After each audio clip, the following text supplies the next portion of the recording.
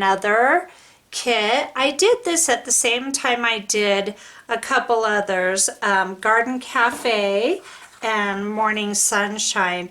This eco kit right here is called Pink Spatter Eco Dye. And again, this kit is 24 pages and it'll be available in my Etsy store. It's available now. So the reason I'm calling it Pink Spatter is because I had a lot of trouble getting the dye to dissolve. So I try to tell you guys each time I make a kit what I learned from making that kit. And what I learned from making this kit is I was putting the dye in the cup first and then pouring the hot water over the dye. And I use boiling water, guys, because I want it to dissolve. But for whatever reason, this pink, the first batch I bought dissolved. I had no problems with it. And that was, I did Vintage Garden with that dye. And then I got another batch and I had nothing but problems with it. So I've decided from now on I'm gonna put some hot water in the cup first and then pour the dye in and then top it with some more water. So I have no set ratio for the dye. I just do it to taste. You know, I spatter it on the paper, and if I like the color, great, and if it's too dark I add water, and if it's too light I add dye. So there's really not a set method to my madness, just plain old madness. So I'm going to go ahead and play some music, and again, if you have questions about eco dyeing, please ask and I will help you as best I can. So here we go.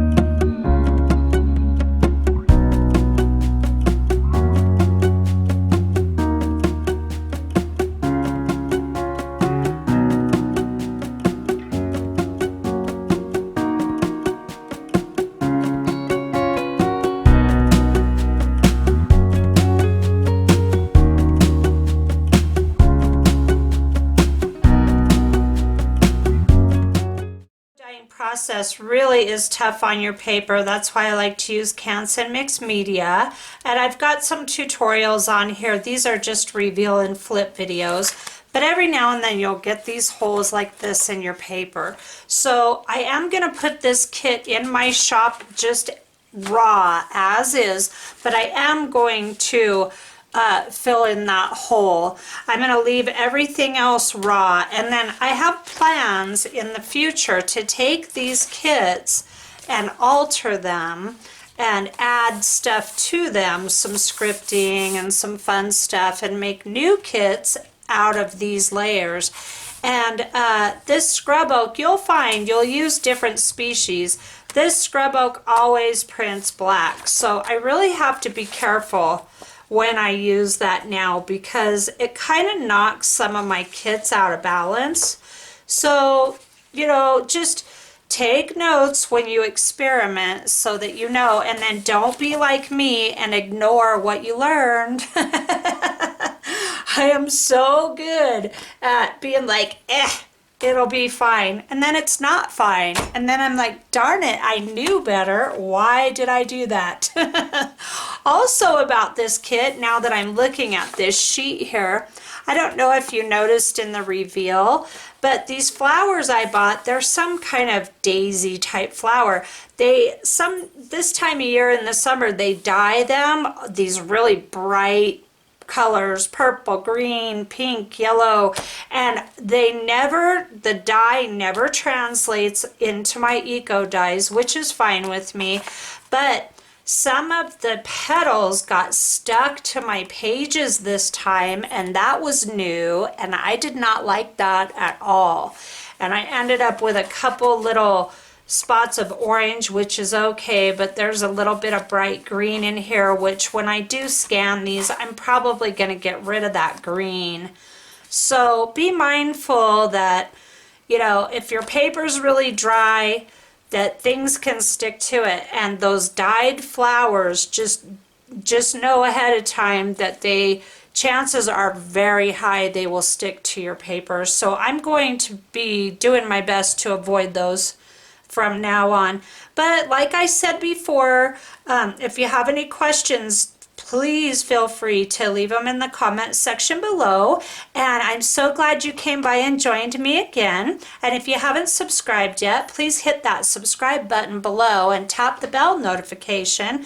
And that way you can get all the fun eco dyes and all the other fun stuff I'm up to, okay? Thanks for stopping by and have a great day.